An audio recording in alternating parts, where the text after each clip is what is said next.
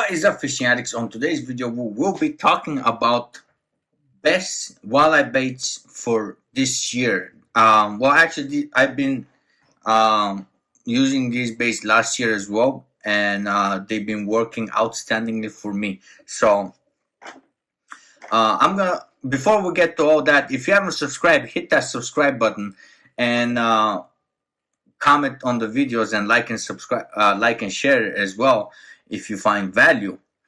And so I know this video is a little bit kind of late, but the bite is on fire.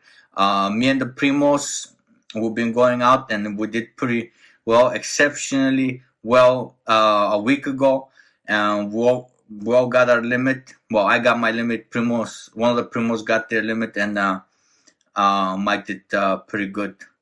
And so that said, go tie one on and let's go in the water. And I narrowed it down for actually two baits that I like to use. I know a lot of people will be like, oh, you need to include the jerk bait. I have personally have not done that well on the jerk bait. Maybe it's because the locations I'm fishing, but what I excel is on a jig. So I'm just gonna thread one on and show you what I do with it. So this type of jig, I forgot what they're called, but this one is from Do It Modes. It's like it's almost imitation of Mega Bass. I just couldn't get it done well. Butchered it a little bit, but nah, it's not gonna work. I guess talking to the camera made me nervous. So I usually try to get them perfect. So I like this type of head because of the action it provides. This is what I use. This type of head, what I use is when I'm dragging the bait and it just goes through the mud. Let me see if I can make it. There we go. So the head will stay like this, and the tail, all my plastics that I use for the most part are buoyant, so the tail will stay like this and the current will move it slightly. Actually, let's play the video over here. I have a video that I made. I haven't posted a lot of walleye fishing videos because it's almost same thing: cast, retrieve, hop, and work the current breaks. You can refer to some of my videos from last year. It's pretty much the same areas. What I look for the most, well, this time of the year, I look for a little bit deeper water where it's closer to current, or where you have tributaries or some kind of grass or wood.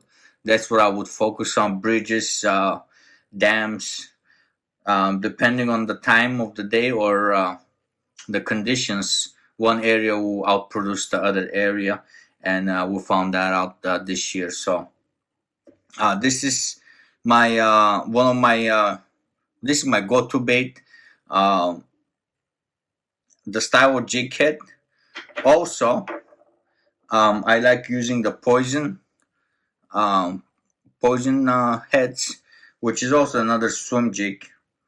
Last year I think I did a little bit better on the aspirin heads, but this year I have not. So this is perfect hookup. And with these is, I like using these more when it's sunny outside.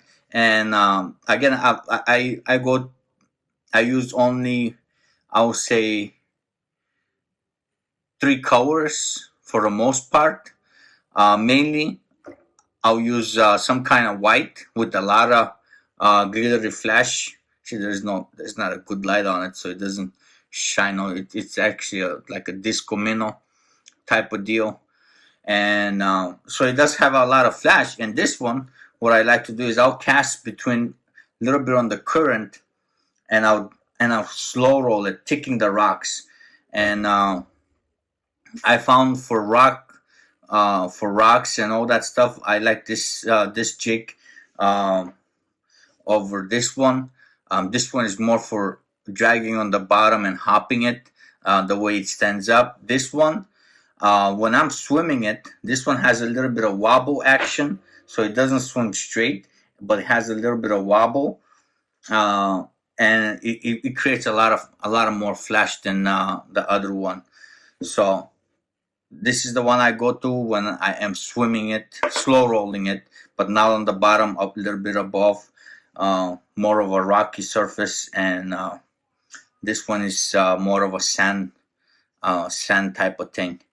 And also, if they're really feeding on their feeding frenzy, or is that time of the week that they are actually feeding, and you can't beat the blade bait. I tend to lose a lot of these, but they do produce. Maybe it's not as much as the jig, but it does produce pretty good bite. Does not produce that much. Most of the time it produces the bigger bite, for me at least. And you will get the most aggressive bite sometimes. How I use these. Cast and dead slow retrieve. So I don't get that much vibration out of it when I'm retrieving dead slow, but still there is vibration. Most of the time I'm tying it on the middle. I use the middle hole because I'm swimming it. And the other method, what I do is I'll cast, and I'll just move it, just the rod tip a little bit, just pop it, so you get that little vibration. Just when it starts vibrating, you feel it on your rod. It goes. It doesn't have all that blade bait vibration. So very, very slight lifts, but I just quick snaps. Like you move your rod, tip of your rod shouldn't move more than 2 to 2.5 inches. So just one of those, like you just barely feel it. It started to vibrate, and I kill it. Usually I use it around rock a lot more than anything else. I have tried it on sand. I did not do that well, but rocks, it's a killer. Most people will say crankbaits and jerkbaits. They do not produce as well for me because I'm fishing rivers. I don't fish lakes. There is lakes by me that have walleye, but I have not focused on those. And I hope these tips help you guys out. So stay tuned. Let's go get our fix on.